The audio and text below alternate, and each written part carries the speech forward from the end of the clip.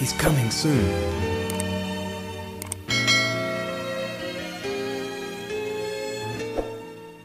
Shalom Aleichem. Apa kabarnya? Anak Nuha. Kita itu, ya Bapak Ibu Saudara yang dikasih oleh Bapak Yahweh, hari ini kita akan mendengarkan Dafar Elohim yang saya beri judul yaitu Yeshua Hagoyim atau keselamatan bagi bangsa-bangsa. Kita akan baca terlebih dahulu kitab suci kita di dalam kitab Maaseh Shlichim atau Shluchim pasal atau Kisah Para Rasul pasal yang ke-10. Ya. Shluchim atau Maaseh Shlichim atau Kisah Para Rasul pasal 10. Ayatnya yang ke-9 sampai dengan yang ke-16. Saya bacakan, Bapak Ibu Saudara yang dikasihi oleh Tuhan menyimak dengan baik. Kisah Para Rasul pasal yang ke-10 ayat 9 sampai dengan yang ke-16. Demikian Dafar Elohim. Dan keesokan harinya kira-kira jam ke-6, sementara orang-orang itu ada dalam perjalanan dan mendekati kota itu, Kepa naik ke atas atap rumah untuk berdoa. Dan dia menjadi lapar dan ingin makan. Tetapi ketika hal-hal itu sedang dipersiapkan, suatu keadaan setengah sadar turun ke atasnya. Dan dia melihat langit yang terbuka dan sebuah wadah seperti kain lebar yang terikat pada keempat sudutnya yang turun kepadanya dan dibiarkan turun ke atas tanah. Di dalamnya terdapat segala macam binatang berkaki 4 dari darat, dan binatang-binatang buas dan binatang-binatang merayap dan burung-burung di udara. Dan datanglah suatu suara kepadanya, "Hai Kepa, bangunlah, sembelihlah dan makanlah." Namun Kepa berkata, "Tidak ya Tuan, karena aku tidak pernah makan setiap yang cemar atau najis." Dan suatu suara datang lagi kepadanya untuk kedua kalinya, "Apa yang Elohim tahirkan, janganlah engkau mencemarkan." Dan hal ini terjadi sampai 3 kali. Lalu wadah itu terangkat kembali ke langit. Nah, Bapak Ibu Saudara yang dikasihi oleh Tuhan, kita sudah membaca sebuah kisah. Kalau kita baca ini, kemudian orang akan berpikir bahwa ternyata ada ayat yang mengatakan demikian. Perhatikan ya. Waktu Kepa itu dalam setengah sadar, artinya dalam alam bawah sadarnya dia setengah sadar, dan dia lapar. Kemudian dapat penglihatan bahwa dari langit turun berbagai jenis binatang, ya, turun. Dan kemudian binatang itu isinya macam-macam, mulai binatang darat dan juga burung ada semua. Dan kemudian Dafar Elohim berkata, "Kepa, ambillah," atau Petrus ambillah dan sembelilah dan makanlah. Kemudian apa yang dikatakan Kepa?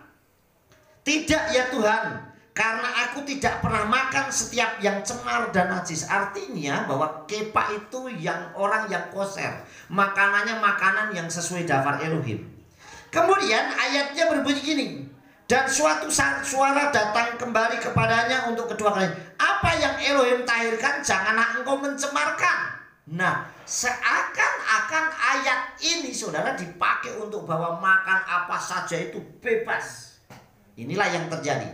Saya tidak menyoroti masalah makanannya, tetapi saudara perhatikan satu hal. Yang pertama saudara, bahwa seorang pelayan Elohim itu harus memiliki jam doa. Perhatikan apa yang dilakukan oleh Kepa. Dan keesokan harinya kira-kira jam 6, sementara orang-orang itu ada dalam perjalanan dan mendekati kota itu, Kepa naik ke atas rumah untuk berdoa. Artinya seorang pelayan Tuhan itu memiliki ada hubungan jam doa kepada Tuhan. Memang doa tak perlu diperlihatkan, harus aku doa jam sekian tidak. Tetapi dimanapun saudara berada, saudara bisa berkomunikasi dengan Elohim. Amin. Kemudian penglihatan Kepa itu bukan serta-merta mengenai makanan. Jadi saudara catat, jadi penglihatan itu bukan serta-merta mengenai makanan dalam penglihatan Kepa itu. Tetapi ini mengenai bangsa-bangsa yang akan dilayani oleh Kepa. Saudara perhatikan yang pertama. Ada segala jenis hewan berkaki 4 dan burung untuk disembelih. Jelas pasti ada yang tame, ada yang tahor, saudara. Ada yang koser, ada yang tidak koser. Saudara ini, dan Kepa tahu itu, saya nggak mungkin makan itu. Makanya saudara perhatikan, dia orang yang taat. Artinya kalau sudah diperintahkan nggak makan, ya nggak makan, saudara. Jadi ada 4, ada jenis hewan berkaki 4 dan burung untuk disembelih. Tame, tahor, dan buas, saudara. Ada hewan binatang, jadi dia ada hewan berkaki 4, ada burung yang bisa disembelih. Ada binatang tame, ada tahor, ada binatang buas juga pasti, saudara. Di sini dikatakan ada binatang buas. Perhatikan. Pertama, saudara, ada binatang tahir. Sebenarnya binatang tahir ini adalah gambaran tentang Israel. Bagaimana Kepa melayani dari dia sendiri, lingkungannya dia, orang-orang Yahudi, orang-orang Israel, saudara. Binatang tahir itu gambaran dia adalah orang-orang yang sudah ditahirkan, yang memang miliknya Tuhan, yang miliknya Abba Yahweh Elohim. Perhatikan baik-baik dalam kitab Semot atau Keluaran pasal yang keempat ayat yang ke-22. Di situ dikatakan demikian, wa amarti el paro koh amar Yahweh beni vekore Israel, dan engkau akan berkata kepada Farao atau Firaun, beginilah Yahweh berfirman, Israel adalah anakku, anakku yang sulung. Artinya bahwa Israel itu tahir karena dia miliknya Tuhan. Apa yang miliknya Tuhan itu pasti tahir. Jadi saudara yang dikasih oleh Bapa Yahweh, sampai di sini paham, saudara? Jadi gambaran tentang binatang yang tahir tadi, gambaran tentang Israel. Kamu akan melayani banyak hal. Bagaimana, apa yang harus saya lakukan? Karena ini pada saat benar-benar para rasul memiliki kekuatan untuk melayani dengan luar biasa. Setelah, nah ini menjelang hari raya Shavuot, hari Minggu besok hari raya Shavuot, ini di mana Ruach HaKodes bekerja luar biasa. Dan di mana para rasul itu bekerja luar biasa. Bukan hanya melayani Israel, tetapi melayani juga ke seluruh bangsa-bangsa keselamatan. Yang kedua, binatang tame itu gambaran tentang bangsa goyim. Artinya yang memang bukan miliknya Tuhan. Seperti saya dan saudara, kita orang goyim yang tadinya tidak dapat bagian dari keselamatan yang Elohim berikan. Makanya Yeshua pernah sampaikan bahwa aku diutus hanya untuk domba-domba Israel. Sampai seorang perempuan Kanani Silvenesia itu dia berkata, iya Tuhan, tetapi anjing itu makan dari remah-remahnya, saking berusahanya untuk dapat keselamatan. Kemudian saudara, di dalam kitab Matius 15 ayat 24 dikatakan gini, Ana Yeshua wa Amar lo nislakti ela et hatson ha obdot asal levait Israel. Dan seraya pendaka menanggapi, dia berkata, aku tidak diutus kecuali kepada domba-domba yang hilang dari Israel. Artinya domba-domba yang terhilang, tapi tetap miliknya Israel, miliknya Bapa Yahweh. Makanya istilahnya ditebus. Kenapa? Karena Israel itu miliknya Bapa Yahweh. Begitu Israel itu dombanya hilang, ditebus oleh darah Yeshua. Menjadi milik siapa lagi? Menjadi milik Bapa Yahweh lagi. Nah, kalau kita ini dibeli, makanya Dafar Elohim mengatakan kita telah dibeli dengan darah yang mahal. Amin. Kenapa? Karena kita orang goyim, supaya menjadi miliknya Bapa Yahweh, ya dibeli. Kalau Israel itu dombanya hilang, ditebuslah oleh Bapa Yahweh melalui Yeshua HaMashiach. Amin. Itu gambaran yang kedua. Gambaran yang ketiga itu tentang binatang buas. Kenapa Kepa disuruh melayani orang Israel? Dia melayani bangsa-bangsa goyim lain. Terus kenapa ada binatang buas, saudara yang dikasih oleh Tuhan? Saudara yang dikasih oleh Bapa, dikatakan di dalamnya terdapat segala macam binatang berkaki 4 dari darat dan binatang-binatang buas.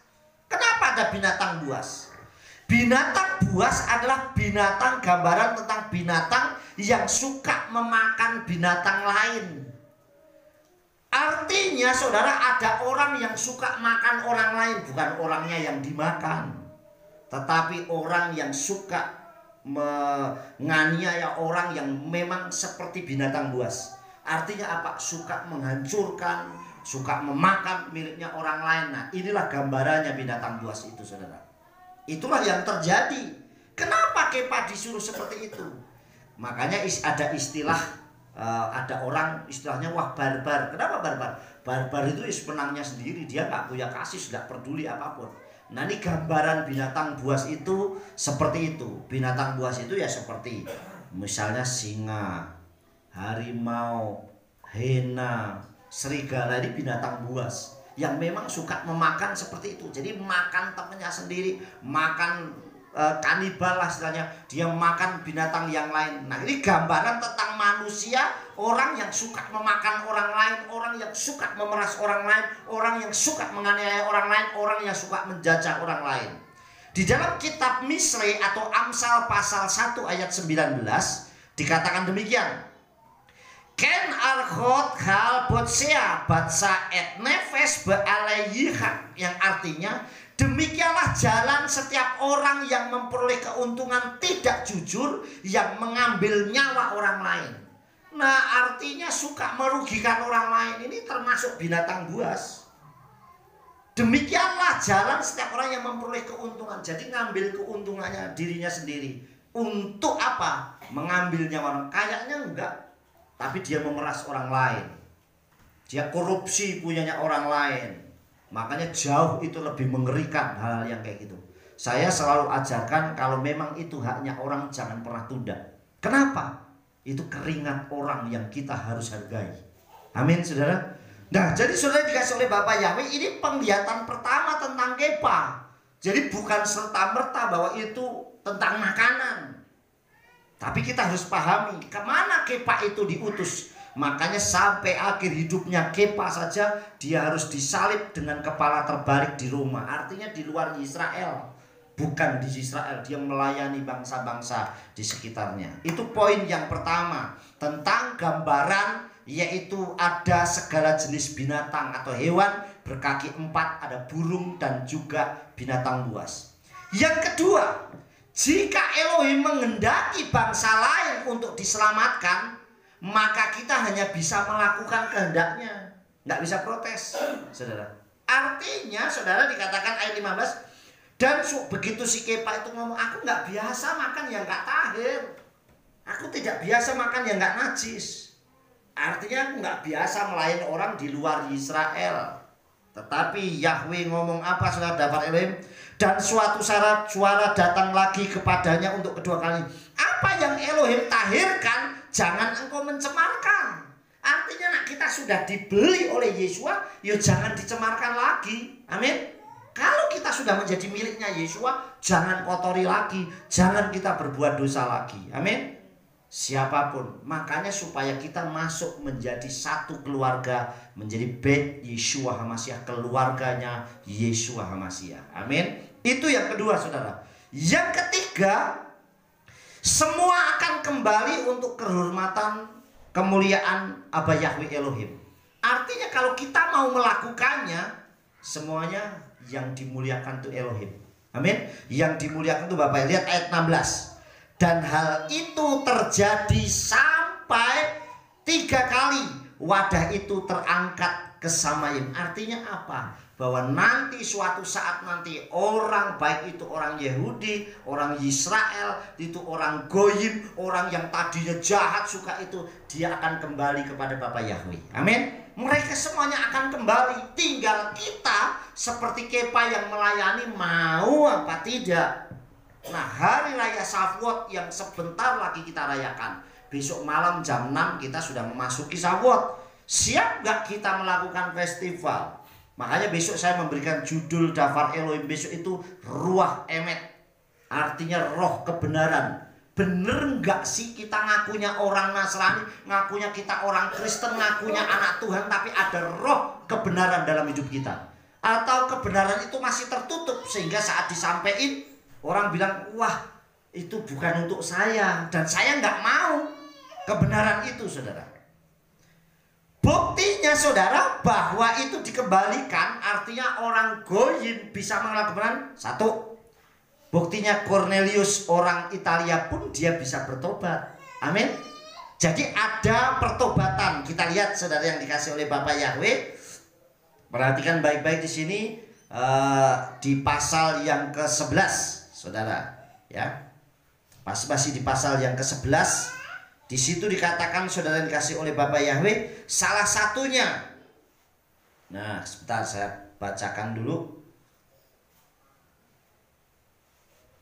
Nah, perhatikan. Dan pasal 11 ayat 1. Dan para rasul dan saudara-saudara yang ada di Yudea atau Yehuda mendengar bahwa bangsa-bangsa lain juga menerima dafar Elohim. Amin. Jadi ternyata bangsa-bangsa lain bisa menerima dafar Elohim, bahkan termasuk saya dan saudara. Kita orang mana, saudara? Ayo, kita orang mana? Orang Indonesia, orang goyim, nggak ngerti tadinya kebenaran, nggak tahu. Tetapi kita bisa mengenal kebenaran, menerima juru selamat Yesus Masih. Amin. Artinya kita sudah ditempelkan, kita sudah dientenkan. Artinya kita sudah nempel dengan zaitun yang asli, yang penuh getah, yaitu dafar Elohim, yaitu dari Israel. Amin. Jadi Bapak Ibu Saudara dikasih oleh Bapak Yahweh, jika Elohim berkehendak, tidak ada yang sanggup menghambat. Dan besorah atau kabar baik diberitakan ke seluruh dunia untuk menerima keselamatan dari Abba Yahweh Elohim besem Yeshua HaMashiach. Makanya bersyukur kita mengenal Yeshua HaMashiach, karena keselamatan sudah dibagikan kepada bangsa-bangsa. Amin. Melalui apa? Besorah, kabar baik. Oleh sebab itu saya menghimbau khususnya Keilatullah Yahweh, kalau saudara menyampaikan dafar Elohim, sampaikanlah kabar baik itu dengan cara yang baik. Karena kalau kabar baik itu diberitakan tetapi caranya nggak baik, bisa jadi mungkin bukan menjadi kabar baik, tetapi kabar buruk. Kabar buruk, saudara. Saya memberikan satu ilustrasi.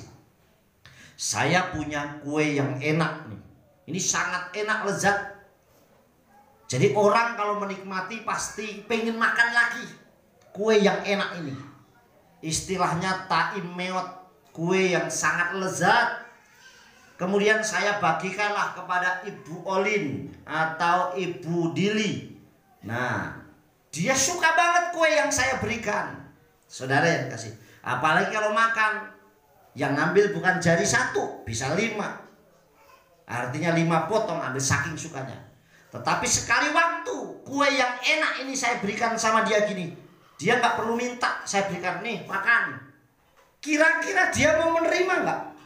Saya yakin seenak apapun kue yang saya berikan sama dia, dia pasti akan, saya nggak akan pernah makan lagi kue ini. Kenapa? Karena saya ngasihnya, saya lemparkan sama dia. Begitu juga sama dengan dafar Elohim. Kalau dafar Elohim ini adalah roti kehidupan, roti yang bisa membawa orang menjadi hidup. Dafar Elohim ini besorah, yang artinya kabar baik. Tetapi kalau menyampaikannya, memberikannya dengan tidak cara yang baik, orang yang menerimanya pun belum tentu akan damai sejahtera. Amin. Sekeras apapun, karena dafar Elohim itu kadang menemplak, negur, keras luar biasa, tetapi tetap mengemasnya dengan baik. Amin. Saya yakin orang akan menerima. Saudara, beberapa kali saya memberikan input masukan. Dulu sama kayak Mas Slamet, saya kayak konsultasi sama Pak Nowo dulu. Waktu memberikan makanan ke saya yang hal-hal yang gak positif, wah ayo Pak makan, saya bilang makan saja dulu ya, ayo nikmatin. Wah, saya udah dibeliin 1 bungkus. Tapi begitu coba saya bilang ini gak boleh ya, oh, dia bilang aduh tuku eman-eman gelos gak. Tapi saya udah silakan. Begitu selesai saya bilang lain kali saya nggak usah dibeliin, kalau bisa nggak usah makan. Sampai hari ini toh enggak, ya enggak. Kenapa? Bagaimana cara kita menyampaikan? Ini sama dengan saya dan saudara. Saya pun jadi gembala, saya sering kali kalau Yom Kippur saya minta maaf. Kenapa? Kadang mungkin cara menyampaikan saya, cara melayani saya pernah membuat salah, tersinggung. Saya harus minta maaf. Sama dengan coba orang tua memberikan masukan atau nasihatin anak, caranya nggak bagus. bisa membuat luka hati, sakit hati, dan sebagainya. Atau anak menegur orang tuanya dengan cara yang nggak baik.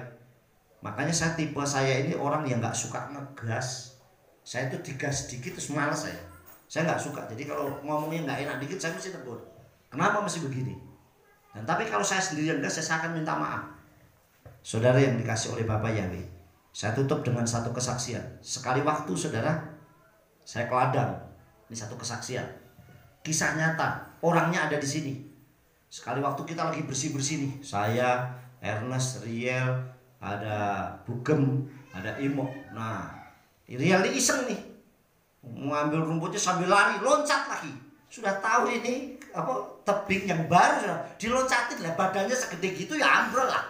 Saya bilang spontan, saya marah saudara. Ngapain begitu? Sudah gede. Lah kalau Seren ya wajar, dia badannya segede gitu lompat ya ambrol lah. Ya saya sepintas itu lah saya langsung ngegas saudara. Langsung bilang ngapain sih gitu. Dia bilang ya maaf saya nggak tahu gitu. Tapi saya tahu maafnya itu belum nyaman. Terus dia bilang sama Ernest, saya pulang dulu mau kuliah mau ngerjain tugas gitu. Tapi saya tahu hatinya dia nggak nyaman karena saya negurnya kurang bagus saudara. Saya pulang, saya panggil dia di kamar. Saya bilang, Kak, saya minta maaf ya, tadi saya negur dia nggak nyaman. Saya peluk dia, terus dia bilang, dia peluk saya juga, dia bilang apa? Pak, saya juga minta maaf, tadi seharusnya saya tidak gitu. Itu jadi bagus saudara. Amin. Selesai. Tidak langsung diam-diam, tidak. Karena apa? Karena saya tidak mau menyimpan luka hati dan dosa. Amin saudara. Nah sama dengan besorah yang kita sampaikan. Karena keselamatan itu disampaikan kepada bangsa-bangsa, maka kita memperoleh keselamatan itu. Amin. Kadang ada orang saudara yang tidak perlu dengan keras. Jujur saya bersyukur hari ini kayak Sharon udah bisa melayani. Kayak kemarin RF Sahabat yang lalu udah bisa bawa roti. Saya ini orang kuat. Dulu Dayu itu jatuh naik apa ya, sepeda dijahit. Orang tuanya nggak ada yang nungguin, saya yang nungguin, dijahit, tarik sini tuh bibirnya itu. Saya kuat nungguin. Saya kuat nungguin saudara. Dibersihin, dia nangis. Wah, dia sambil nangis dia bilang, Bapak Yahweh tolong, Bapak Yahweh tolong. Saya ngeliatin tuh kuat, saya bersihin kuat. Tapi begitu dia ngomong, Bapak jangan nangis, saya nggak apa-apa, Mama jangan nangis. Saya malah nangis. Kadang ada orang tidak perlu dipukul, hanya disentuh, orang bisa tunduk saudara. Makanya yang namanya keras itu tidak selalu orang itu bisa merubah karakter orang.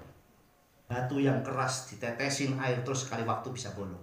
Kenapa? Karena kelembutan itu bisa makanya kitab suci ajarkan apa?